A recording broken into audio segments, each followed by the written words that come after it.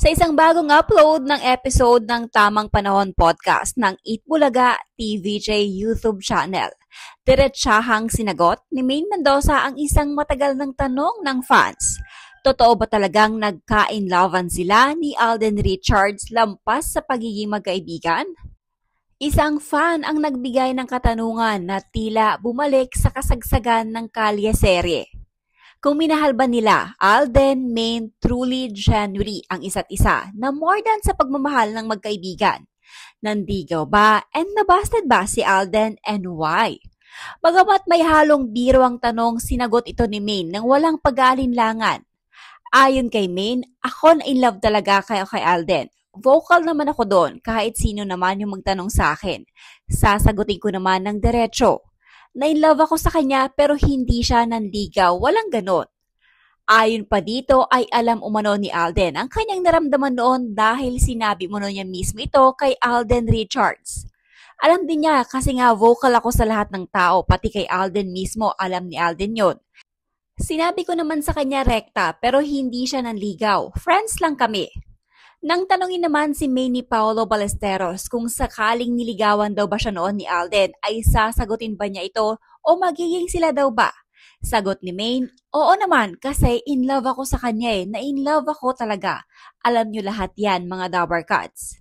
Samantala, matapos ang pag-amin ni Maine Mendoza sa kanilang Tamang Panahon podcast na minsan siyang na-in-love sa kanyang dating ka-love team na si Alden, muling naging usap-usapan ang tambalan nilang Aldab. Isang dekada matapos nitong manguna sa kasaysayan ng pop culture sa Pilipinas. Sa halip na mauwi sa simpleng alaala, nagdulot ito ng sari-saring reaksyon mula sa mga tagahanga. May mga natuwa, ngunit marami ring bumatikos, kaya naman may paglilinaw si Maine.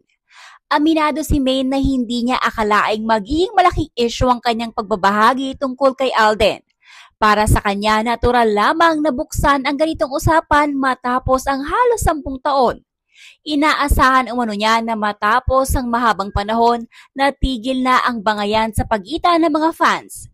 Ngunit ayon sa kanya, tila hindi pa rin natapos ang tinatawag niyang hate train na matagal nang nakatuon sa kanya. Okay, so about the last podcast episode. Una sa lahat, I didn't think the part about my story with Alden would spark controversy, let alone be a big deal. Considering that everyone had already moved on from Kalye-serye and Aldab. From the start, I hoped that clashes between fans on both sides would end, at least even though the hate train aimed at me was non-stop then and apparently still remains so.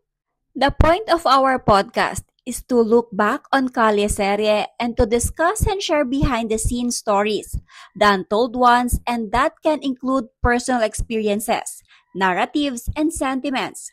I believe it's acceptable to reflect and openly discuss them for this podcast, especially now that it's been a decade and all is well between the individuals involved, particularly me and Alden. There is no reason to exclude him from the story, our stories, despite his absence, because he was a big part of Kalye-serye, and it would have felt strange to leave him out. That stand, there was no intention to provoke criticisms or negativity towards him or anyone else. I was asked, I answered, and I shared a short anecdote. I believe it's not a bad thing to share a personal story related to the question and topic. As long that it's based on facts, there was no malice or ill intent behind my sharing that story about myself, him, and us. There are countless other stories I've kept to myself and chosen not to share. You know how podcasts work. They can be really personal, but ours didn't even go that far. All stories shared were surface level. But the biggest question will always be, why do we get criticized for saying our truth and the truth? And why is it when we do, some people resort to personal attacks meant to demean and harm? I get that we have supporters who aren't really fans of the other, but why the hostility? Why pit a woman against a man? As if there's a competition for who's more successful. Success in this sense is ridiculously measured and defined by career achievements, as if our lives revolve solely around our jobs. In the grand scheme of things, what is really there to prove?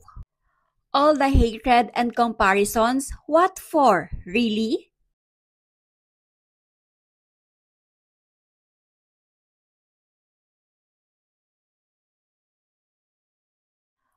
All is well among the Dabber Cats. We've all moved on, and the past remains there.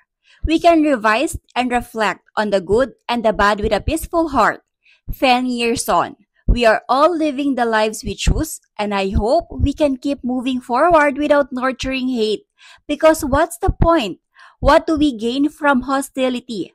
Again, in the grand scheme of things, what truly needs proving? Find your own answer. Let's live for what makes us happy and make life less complicated and chaotic.